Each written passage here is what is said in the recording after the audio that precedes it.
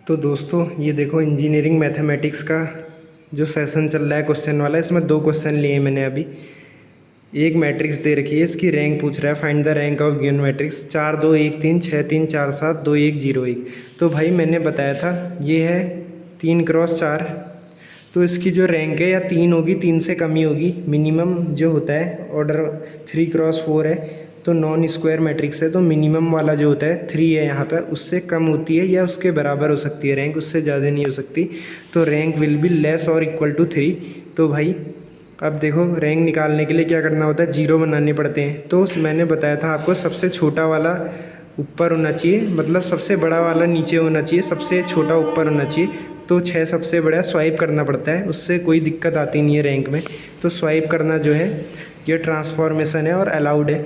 तो 6 3 4 7 इसे नीचे कर दिया, 2 1 0 1 को ऊपर कर दिया, 4 2 1 3 को बीच में कर दिया। क्यों करा, सबसे छोटा ऊपर होना चाहिए था। इसकी मदद से हम औरों को जीरो बनाएंगे, वो आसान रहता है।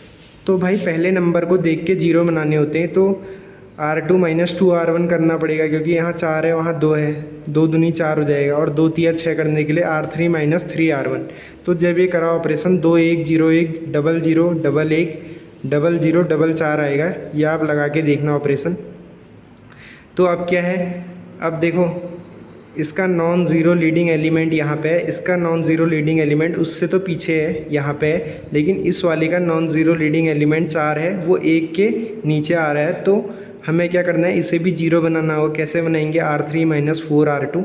तो भाई देखो ये दो नॉन ज़ीरो रोज़ है, ये एक्लन फॉर्म आ गई। नॉन ज़ीरो लीडिंग एलिमेंट 2 है, उसका 1 है, तो इसके नॉन ज़ीरो लीडिंग एलिमेंट से पीछे है ये, और इसमें तो है ही नहीं नॉन ज़ीरो एलिमेंट।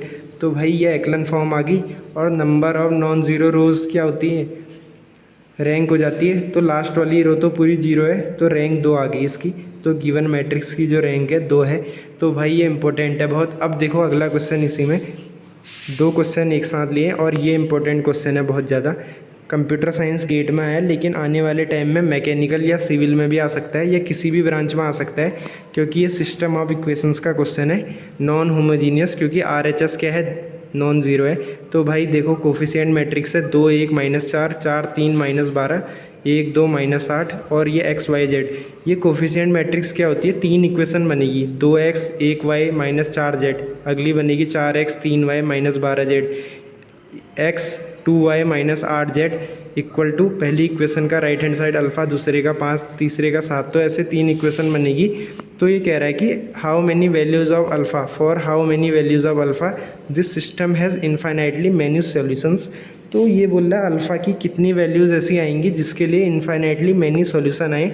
तो पहले तो आपको पता होना चाहिए नॉन होमोजीनियस सिस्टम में सॉल्यूशन अगर आ रहे तो कंसिस्टेंसी होनी चाहिए। रैंक ऑफ ए और ऑगमेंटेड मैट्रिक्स की रैंक सेम आनी चाहिए। और इन्फाइनाइटली मैनी के लिए क्या है, नंबर ऑफ़ वेरिएबल से कम आ जाना चाहिए हो। तो नंबर ऑफ़ वेरिएबल कितने, 1 2 3 XYZ। तो रैंक जो है 3 से कम आनी चाहिए। तो भाई अब देखो हमने क्या करा, ये वाली जो कोफिशिएंट मैट्रिक्स है इसमें भी वही करेंगे, स्वैप करेंगे, सबसे ऊपर डाल देंगे नीचे वाले को, और बीच में आएगा 2 वाला, ये पहला वाला, और बीच वाली रो को ऊपर डाल देंगे। तो स्वैप कर दिया हमने। ऑगमेंटेड बनाने के लिए क्या होता है, राइट हैंड साइड को भी, इसके राइट हैंड साइड को इसके साथ ले जाएंगे 7 को, इसका राइट हैंड साइड अल्फ़ा है यहाँ ले जाएंगे, 4 का राइट हैंड साइड 5 है, ऐसे ले आए। तो ये है कोफिशिएंट मैट्रिक्स, और कंप्लीट हो गई ऑगमेंटेड मैट्रिक्स। ये जो डंडे से दीवार बनाई है ये बता रहा है कि ऑगमेंटेड मैट्रिक्स है, और कुछ नहीं बताता है। तो भाई क्या करना है, अब जीरो बनाना शुरू कर दो, इसको भी जीरो बनाओ, इसको भी। तो R2 - 2 R1 R3 - 4 R1 जब अप्लाई करोगे पहली रो तो सेम रहेगी, अगली क्या हो जाएगी 0 -3 और 12 हो जाएगी, और अल्फ़ा -14 हो जाएगी, और नीचे वाली जो है कितनी हो जाएगी 0 -5 20 और -23। तो अब क्या करना है, इस वाले को देखो ये नॉन ज़ीरो लीडिंग एलिमेंट है, इस वाले का जो है उससे पीछे आ रहा है नॉन ज़ीरो लीडिंग एलिमेंट, तो इस वाले का जो है वो भी पीछे आना चाहिए था, तो इसे ज़ीरो बनाना है। तो इसकी मदद से इसको ज़ीरो बनाएंगे, उसकी मदद से क्यों नहीं बनाएंगे, क्योंकि ये ज़ीरो है तो डिस्टर्ब हो जाएगा। तो इसकी मदद से कैसे बनाएंगे, अब देखो यहाँ -3 है, यहाँ -5 है, तो इसको मल्टीप्लाई कर दो आप -5/3 से, R3 - 5/3 R2। तो ये हो जाएगा 0 0 और -23 -5/3 इंटू अल्फ़ा -14। अब देखो भाई नीचे वाली लाइन पूरी जीरो आ गई, तो ए मैट्रिक्स जो है इसकी रैंक तो 2 आ गई, number of non zero rows echelon form बन चुकी है, तो इसकी रैंक भी 2 आनी चाहिए ऑगमेंटेड वाली की। तो उसके लिए ये वाला टर्म कितना होना चाहिए, जीरो। तो इसको जीरो करेंगे तो 5/3 अल्फ़ा -14 इक्वल टू -23। वहाँ से सॉल्व करोगे तो अल्फ़ा 1/5 आ रहा है, यानी कि अल्फ़ा की केवल एक वैल्यू आ रही है, जिसके लिए इन्फाइनाइटली मैनी सॉल्यूशन होंगे, वो वैल्यू है 1/5। तो number how many values of alpha पूछ रहा था, तो 1 value, B is the right answer.